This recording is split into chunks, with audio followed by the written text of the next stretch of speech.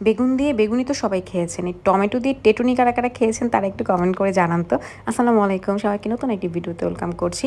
এই আইটেমটা আপনাদের ভাইয়ের খুবই পছন্দের একটা আইটেম। আর আমাদের বাসায় প্রতি রমজানে হচ্ছে এই আইটেমটা মানে হিট একটা আইটেম থাকে, বিশেষ করে আমার কাছে, আম্মুর কাছে আর আপনাদের ভাইয়ের কাছে।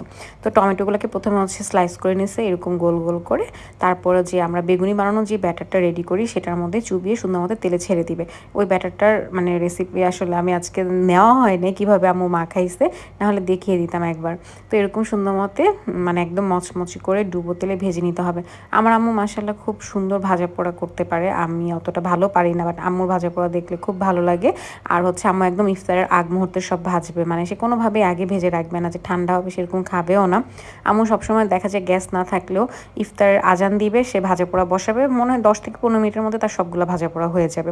এরকম করে আর কি, একদম গরম গরম সার্ভ করে, খেতেও মজা লাগে, সব কিছু মচমচে থাকে, ভালোও লাগে। ঠান্ডাগুলো হলে আসলে অতটা খেতে ভালো লাগে না। তো এই যে এখানে একদম লাল লাল করে আম্মু হচ্ছে ভেজে নিচ্ছে।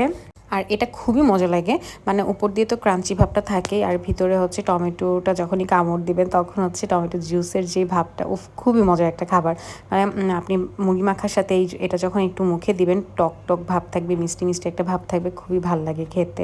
আমাদের তো অনেক মজা লাগে, একবার ট্রাই করে দেখতে পারেন। কিন্তু এই যে দেখেন টমেটোর জুসি ভাবটা। থ্যাংকস ফর ওয়াচিং, আল্লাহ হাফেজ।